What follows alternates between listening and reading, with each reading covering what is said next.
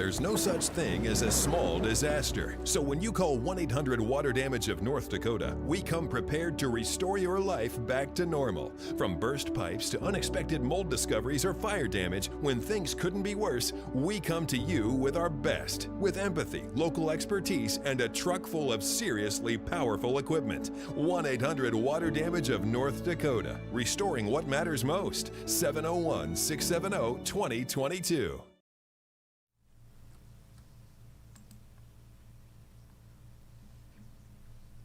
Hi there and happy Monday. I hope everybody had a great holiday weekend. We, of course, had a big event hit this weekend with the blizzard that struck the valley yesterday and continued on through last night. And now we're wrapping up blizzard coverage. We are seeing conditions starting to come down as far as the wind is concerned, and the snow has moved on. So we're just now, kind of checking in on reports and as well checking in on the next round of weather coming our way. We've got more in our forecast as we are looking ahead into the last couple of days of 2025. We've been talking about it all morning long.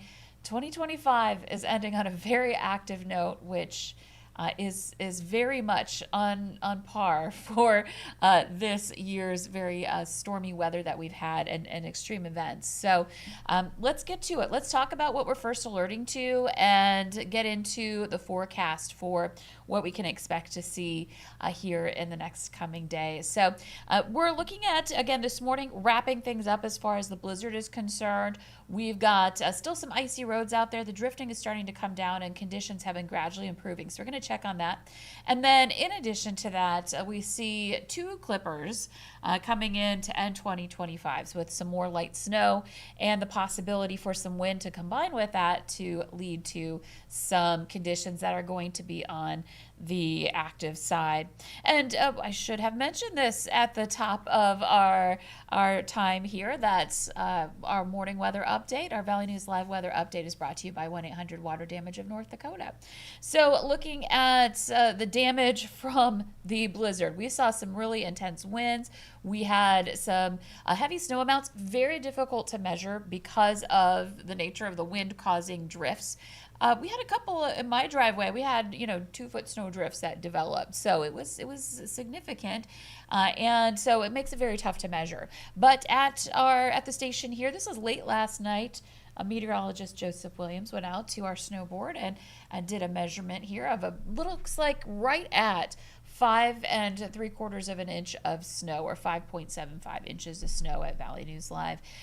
If you want to take a measurement of snow, a way to do that is by actually going into the a flat area of where you've got fresh snow, and one that has minimal drifting away from buildings if possible. And it's not going to be perfect, but you can take multiple measurements in and around that area and then take the average of that. That helps to give us an estimation of how much snow we picked up. So that's one way of doing it here. So looking at a significant amount of snow that came with this wind, which made a big difference in making roads very difficult to drive through as compared to the last blizzard that we had, which was more, there was snow, but it was the wind itself that was the big difference maker with those gusts in that 60 plus, 70 plus, 80 plus mile per hour range in parts of North Dakota. So this was wind and snow. The wind wasn't as strong, but still strong enough. Let's take a look at our peak gusts. And we saw a gust of 54 miles per hour in Herman, Minnesota. That's in Grant County. That is, kind of by Elbow Lake area in the south and east. So that was our top gust so far. Beltrami in Minnesota, a little farther north, had a 50 mile per hour gust. Fargo came in at 49, Rothsay 47, and Grand Forks had a gust at 46 miles per hour. And if you remember that definition of a blizzard, it needs to have the 35 mile per hour wind speeds or frequent gusts of that range or more, bringing visibility down to a 1/4 mile or less. And we definitely saw that in parts of the valley with this system. So wind is coming down. That's the good news. You can see wind speeds are down to only 20 mile per hour gust in Fergus Falls. Looks like there might be a stronger gust going on still over toward that Herman area in this Grant County area. So still a little bit blustery there, but for the most part, it really is starting to relax. And taking a look at our forecast this morning through the afternoon, keeping things on the light side. So that's great. It gives us a chance to clean up. And speaking of road conditions, you can see them here. We're looking at roads that are going to be, not perfect. Earlier this morning, we were dealing with roads that were no travel advised. That would be areas, and you see this purple color here, no travel not advised. That was for a good portion of eastern and southeastern North Dakota, basically where you see blue now. And that has since improved, as you see there as well. So I do want to take a quick look. We'll take a quick look here at our road conditions map on our website. This is the weather page. And road conditions, one of the menu options at the top of the list. And clicking on North Dakota, you can see we've got purple on the map. Now their color scheme is a little different than what we show you. Ours is a little more simplified. They get into a little more detail here. And anywhere where you see purple, that is where we have road conditions that are more on the snowy side. So we'll pull that legend over so you can see snow covered or scattered snow in these hashed areas. And that's exactly what we're seeing here on the map. So eastern North Dakota, there are some places where we have yellow, including around the FM Metro, where we have some scattered ice. And if you look at a post on Facebook, if you look on our website, you'll actually see a post about, it looks like there was earlier at the top of the 10 o'clock hour, a crash that happened on the I-94 bridge. And may have been due, I don't know for certain, but it may have been due to some slick conditions. Looking better in northern Minnesota, but you can see southern Minnesota still very active. Looks like we've got some road closures here. I-35, there's a road closure there. So if you need to travel in that direction, you're going to be running into tougher conditions as you head south. So I'm going to see if we can just click back. Sorry, we're going to leap around here really quick. There we go. I went ahead to our homepage because I believe that's our top story right now. You can see on the Red River Bridge earlier that we had an accident there. And you can see this is westbound. The Red River Bridge, this is the lane closest to the camera is eastbound going over the Red River toward Minnesota. This is on the North Dakota side. This is coming away. You can see it looks like a fire truck there. And some vehicles that are on the road, and even a vehicle here that's facing the wrong way. So definitely saw some issues going on there earlier on. Okay, so let's get back to the weather. Let's see here. There we go. Looking at the DOT map for North Dakota and Minnesota, some areas where we have some blue. And again, tri-state area, a little bit more intense to the south where we're closer to areas where the system is last to depart. So it's going to impact those areas a little bit longer here this morning. Visibility, this looks so much better. We got visibility reports coming in anywhere from, we'll move over here so we can see Alexandria too, 3 miles in Detroit Lakes, all the way up to 10 across much of the valley. There is a reduced visibility report coming in from Rolla. That's an area where I'm watching for a little bit of snow. Elbow Lake is at 5 miles visibility. So let's move, we're moving over now so you can see that.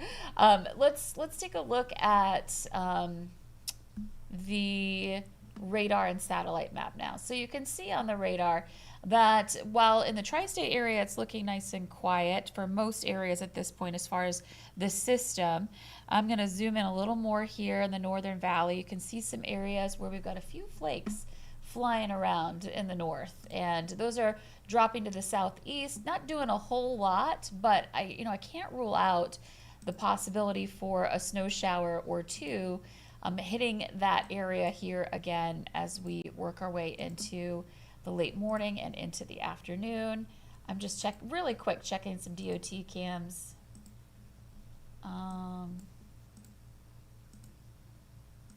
Yeah, I'm not seeing anything significant other than, I might pull this full screen for you here. Other than you can see there are more clouds in this area. This is up by Langdon. We're still looking at a few areas where we've got a few clouds. I'll take a look over toward Devil's Lake, maybe toward the Leeds area. It looks like there's just some stuff on the camera on some of these spots. And we'll just pick another camera here really quick. Yeah, you can see some clouds have moved into that area. So again, that lines up with what we're seeing on the radar and satellite map too. So don't be surprised if you see some flakes flying. We're watching out for our next clipper that's going to be moving in from the northwest, coming up for overnight tonight and into tomorrow. Let's expand the view because I know a lot of holiday travelers, maybe you got held up on your travel. Well, here's a look at what's going on. East Coast is now bearing the brunt of this storm and the snow too. There's also some snow down into Texas showing up on the radar here. You can see that between right around San Angelo area, south of Dallas, back over into Abilene, and heading toward Waco. Might be a few flurries and flakes around Waco. So a little bit of snow there. And then where we expect to see it more is up in the Great Lakes. There's that system. It's moving fast. It's trucking east and now creating some problems for the East Coast. So if you're flying in that direction, just be aware it might have some impacts on your plans. Earlier on, it was affecting Chicago. I know that's a big connecting airport for us. Looks like it's improving there. At least the weather's calming down. But as we know, especially at O'Hare, you get a few delays and it's a snowball effect. So hopefully things are looking better in the Chicago area. At least weather-wise, it certainly is here this morning. Okay, so let's get into what's going on right now. So we're watching the system move on. And in fact, we've got some, okay, yeah, I can see that we've got some big delays at O'Hare. I'll show this to you here just a second.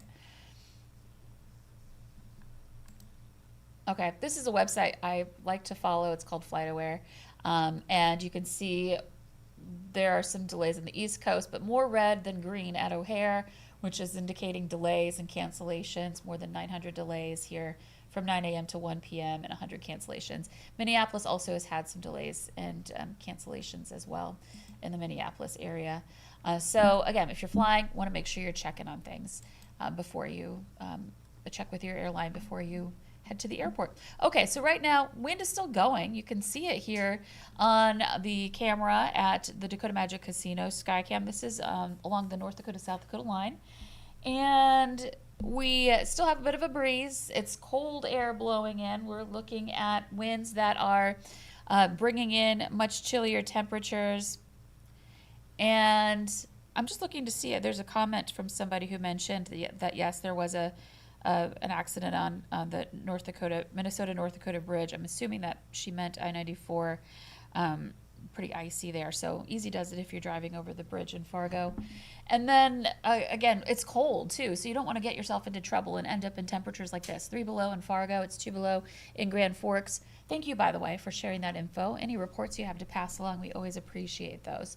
And you can comment those right on this live stream on Facebook. So we're looking at wind chills that are in the teens and 20s below zero. It's 21 below in Fargo. Fergus Falls 24 below, Bemidji 20 below. The wind is easing up in places like Grand Forks and Jamestown. So cold, but wind chills not as tough.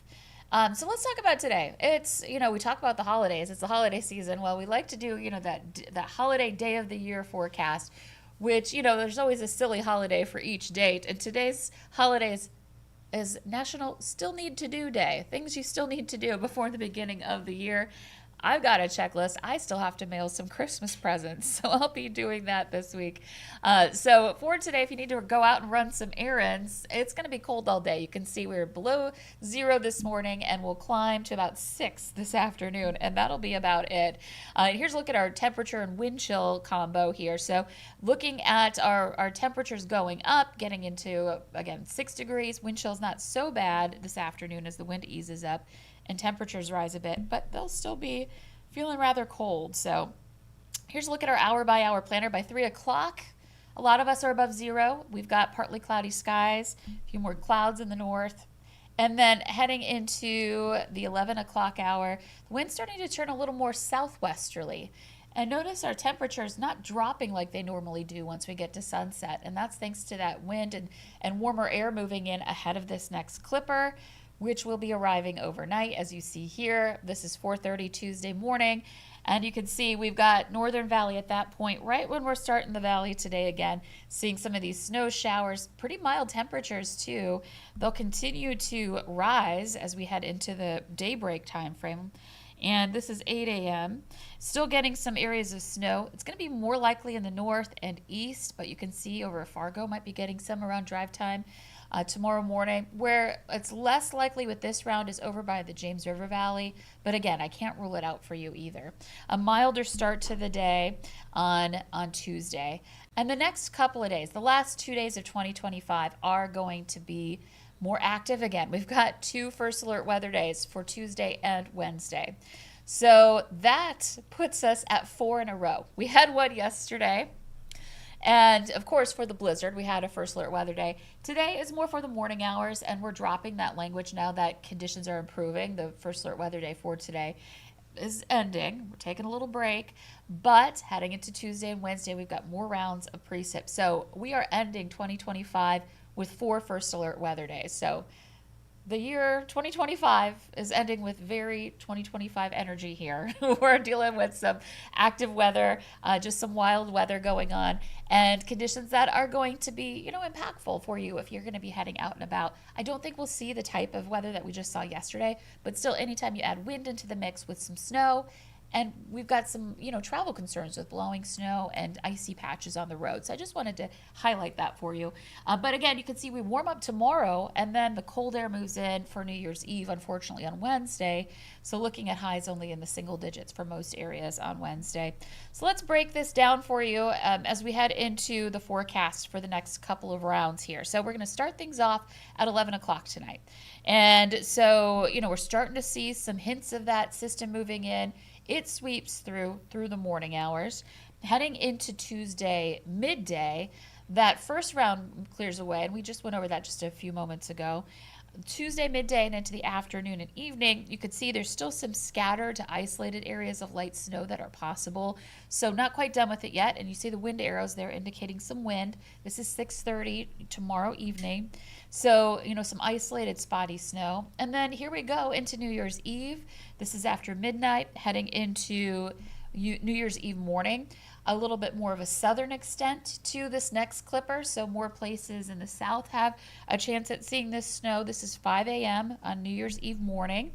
And then moving on into later morning into midday, that area of snow drops southward, which is great for travel to get it out of here, but we have colder air moving in behind it. And so as we near midnight on New Year's Eve night, we're looking at some cold temperatures, maybe even a few flurries still out there heading into that time.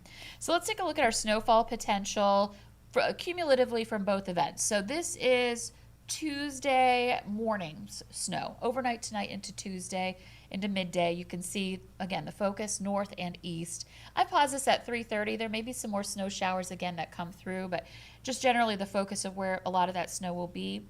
And then I'm going to add on top of that snow the potential for that second round to affect more places in the south. So as you see here, snowfall potential 1 to 3 inches across a good portion of the valley by the time 2025 is winding down at 11 p.m. on Wednesday on New Year's night, and maybe some pockets that are closer to 3 inches. And that's enough for, if there's enough wind, including the snow that we have on the ground, for some issues with some blowing and drifting and lower visibility as that wind is blowing.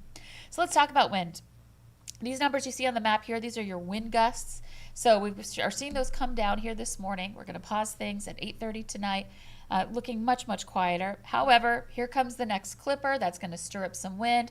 It's going to start the snow, you'll notice first probably, and then you will start to notice that wind pick up along with the snow right behind it. So we're looking at gusts for much of the valley by 9 a.m. tomorrow, getting into the 30s. Low to mid-30s, a little stronger out west toward Harvey and Bismarck. And then that, of course, is accompanying fresh snow on the ground and fresh snow that might be falling. And then a breezy to windy day. It's going to be warm wind as the clipper warms us up. And then as we head into the afternoon, you can see that we're looking at the wind still in the 20s to some 30s before it eases slightly But even by Wednesday morning, we still have some gusts into the 20s to about 30 miles per hour with that next round that moves in. So I think Tuesday is going to be windier. Wednesday, not as windy, but still, a little bit of snow and some slick spots on the roads. And then overnight into New Year's Day, quieting down. And that calm and clearing could lead to some sub-zero temperatures on New Year's Day. So let's take a look at our 11-day planner. We're looking at ups and downs here in the forecast for Monday. For today, a high of 6. For Tuesday, we're looking at, and again, we've dropped our first alert weather day wording because the morning has really quieted down as we expected. And then for Tuesday, warming back up with some wind and a chance for snow, especially in northwest Minnesota, but I can't rule it out elsewhere. And then heading into your Wednesday, we are looking at a few snow showers possible and much cooler. So if you're heading out for New Year's Eve on Wednesday, be sure to layer up. I was really hoping we'd have some milder air for anybody heading out and about in New Year's Eve outfits and that sort of thing, but it really is looking cold. So make sure you've got your coat and gloves because we will drop below 0 overnight into New Year's Day. I have 9 on New Year's Day, and then here's the good news. So we do have a chance for some snow this weekend.